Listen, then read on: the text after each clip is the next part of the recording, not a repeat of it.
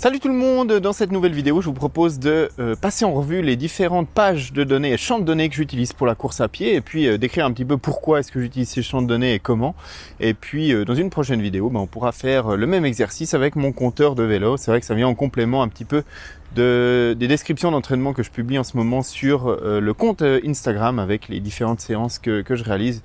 Quelles données est-ce que j'ai sous les yeux et quelles sont ces données que je surveille et que j'utilise pour essayer de progresser. Donc on commence avec mes écrans de course à pied.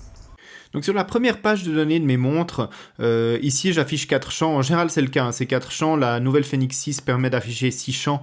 Hormis pour du test, je n'ai pas encore passé le pas d'afficher 6 champs de données sur mes pages de données.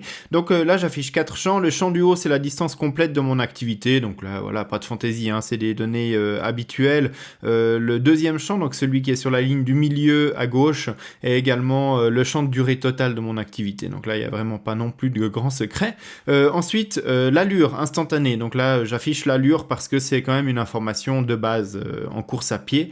C'est une donnée historique avec laquelle je travaille depuis longtemps et donc forcément quand je vois l'allure ça me donne tout de suite l'indication sur la vitesse à laquelle je cours. Par contre c'est pas aussi constant et j'essaye de travailler plus avec les watts qui est la ligne du dessous, donc le champ power, il est directement issu de mon capteur Stride qui me donne donc les informations de puissance en course à pied. Et là en fait j'ai utilisé le champ de données Stride Zones qui permet d'afficher en fait mes zones de course à pied. Ici j'affiche les données directement en watts brut parce que maintenant je connais à peu près mes zones de course à pied et puis je sais dans quelle zone de watts je dois travailler. Ça me permet d'afficher un champ avec un chiffre plus gros tout simplement sous la montre, donc c'est plus facile à lire pendant que je cours.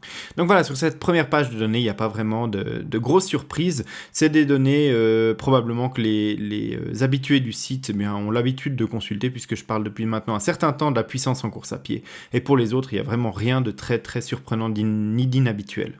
Et sur la deuxième page de données, que j'utilise aussi régulièrement, on retrouve les mêmes informations, on retrouve la distance, le temps et puis l'allure. Simplement, la distance et le temps sont relatives au circuit en cours, au tour en cours. Parce que ça m'arrive de faire du fractionné, évidemment, et puis lors d'une répétition, c'est intéressant de savoir la distance ou le temps qu'on a couru dans cette répétition en question.